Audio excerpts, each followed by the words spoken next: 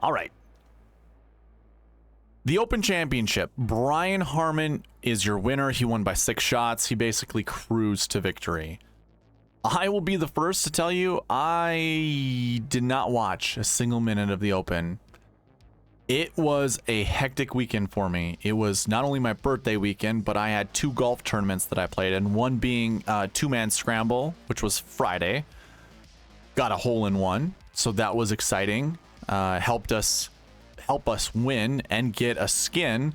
So it was a very lucrative day for us. I also had to pay drinks in the clubhouse, which was a lot cheaper than I thought it was going to be. I don't think everyone participated in the free drinks. So anyways, that was exciting. And then Saturday, Sunday was a solo tournament, which I did really well Saturday, but it was also our town's festival that weekend. So I participated in that.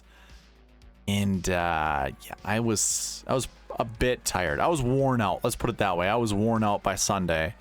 Didn't play super great. And then Monday was my birthday. So yeah, I just didn't commit. I had more things going on that were more important than the Open Championship. So if you're looking for some analysis from me from the Open, I don't have it for you. Like when it comes to like the leaderboard. However, when it comes to the sweet spot process, I can at least talk to that because we go right to the bucket system and we take a look at this column here. This column tells us, were our projections from the beginning of the week successful? So when we look at the last year 1 bucket, minimum projection, remember we always round down and then we always round up the max projection. So this would read 1 to 3. So when we go over and we look at how many top 10s finished, or I should say, how many last 1 golfers finished inside the top 10? It's 4. That's this number here. So 4 golfers from this bucket finished inside the top 10. Now that lies outside of this 1 to 3 range. If that's the case, we look at how many were in the optimal lineup. 1. Does 1 fit inside 1 to 3? It sure does. That makes it a success.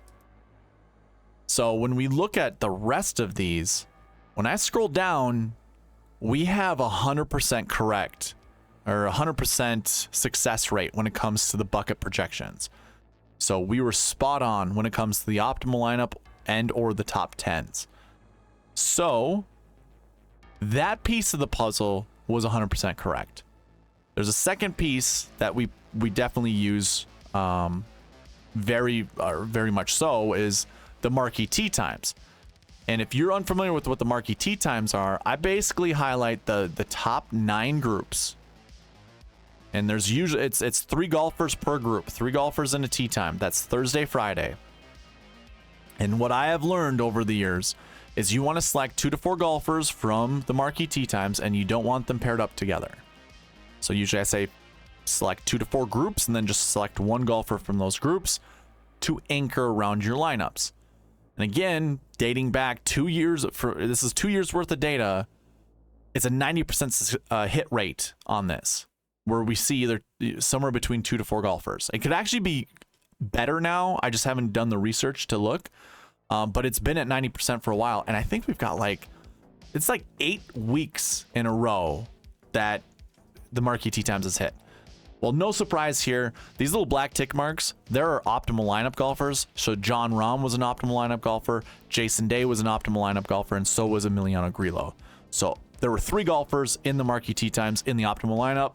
That checks the box of the 2 to 4 projection there.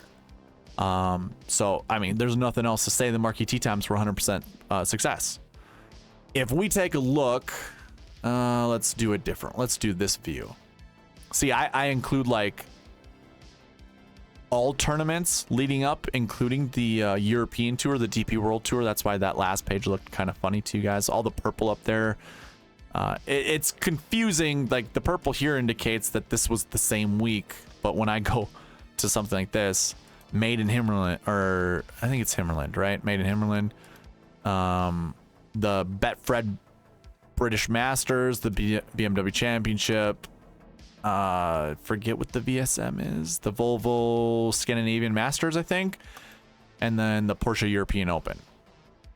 That's all of those. Let's not look at that though. But if we take a look at the optimal versus the milli maker and then the sweet spot optimal, we can get the final piece to see if the sweet spot process was 100% successful. So the optimal lineup left $2,000 on the table.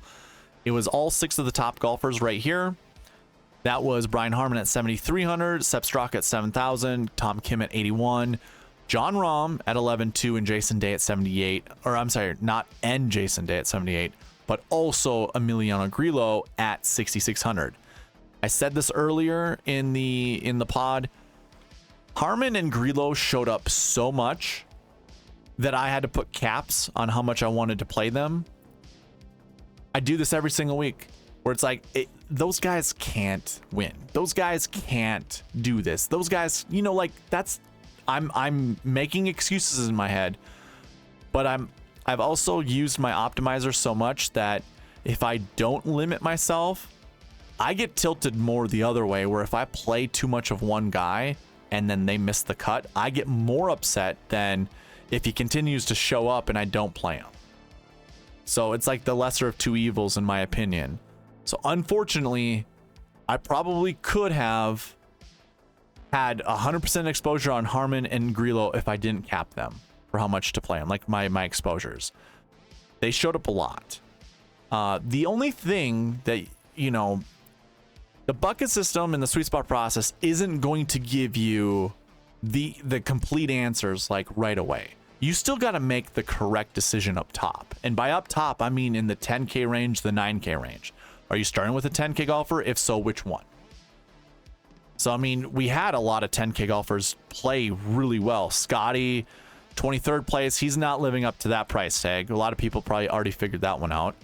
10,100 Xander Schauffele, 10,000 Victor Hovland, 11,900 Rory McIlroy, 11,200 Jon Rahm. They all played pretty well, and you know, at any given moment, those guys could have played their way inside the top 2, top 3, top 4. It was just Jon Rahm, and Rory was really, really close behind. Anyways, your optimal lineup for the Open Championship scored 570.5 points. The Milli Maker lineup scored 533.5 points.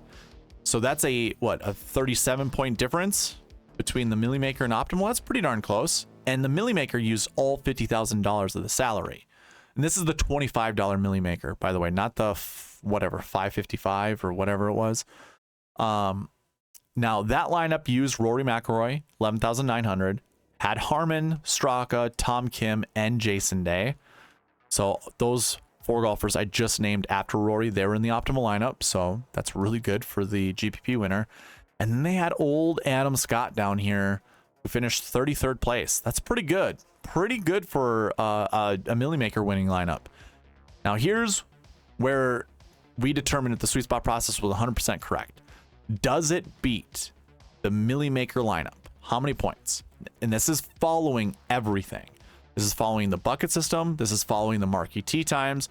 We put strict rules on it. Like if I throw up the optimizer for this week, it follows all of the bucket projections right here. I don't spend, or I don't leave more than $600 on the table. So I do my minimum salary, $49,400. I follow this to a T. And by doing that, creating a lineup for using all of that, you would have left $400 on the table.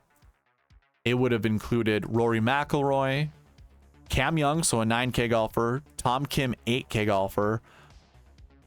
Let's see, hold on, timeout. It was not Tom Kim, my bad. 11K 900 or 11,900 Rory McIlroy, 9,000 Cameron Young. 3 7K golfers, and then a 6. So just to repeat that, that's a 10K golfer, a 9K golfer, 3 7s, and a 6. So Rory McIlroy, Cam Young, Brian Harman, Sepp Straka, Jason Day, and Emiliano Grillo. That scored 530.5 points, 535.5 points. So that was 2 points better than the Milli Maker. So the fact that we took down, or the GPP winning lineup, means the sweet spot process was 100% successful for the week of the Open Championship, which is kind of crazy because the Open Championship, to me, creates more volatility because of the link style golf, the location where they're playing, the openness to the elements, you know, the wind, rain, all that stuff. It's a different type of golf. So it's kind of crazy to think that having a strict process that you use every single week for all of the American events still applies at the Open Championship. Of course, the bucket system only looks at, you know, the tournament that I have it pointed towards for the week. So obviously we're only looking at the British Open. If the bucket system wasn't good, I guess I would expect different. You know, like I would expect it not to. I say it's surprising, only just, it's like tongue in cheek, you know, like doesn't really surprise me because it's always analyzing top 10 stats or top 10 golfers and the stats that they come in with. So why not target those types of golfers? So anyways, it's good to see. That's what I truly mean to say, that is it's good to see the bucket system still, the whole sweet spot process still reigning in and being able to take down a GPP like the Millie Maker. Unfortunately, you know, I went and I looked how I built lineups. What was this way? I'll put a filter on here and I'll just sort my salaries from top to bottom. For all of my lineups, I basically took every combination of 10K golfers with 9K golfers. And I built about 3 lineups with each of them. And I didn't care how the rest of it was mixed together. So basically, as you can see, Rory was part of the Sweet Spot Optimal. So too is Cam Young. I had 3 Rory Cam Young lineups. I imagine there was probably a Brian Harman in there somewhere because Brian Harman showed up a lot. Unfortunately, I didn't have the other 3 pieces to go with it. So it could have been close, and I should have actually reviewed my lineups just to see which one was the highest point total one, and then I'll try to do that from now on, going forward. That way you guys can see if my process helped me, you know, have a high point total or, you know, maybe make some money. That covers pass optimal, or I'm sorry, that covers, yeah, well, I guess we're in the pass optimal and GPP winning lineups, but that covers a review of the Open Championship.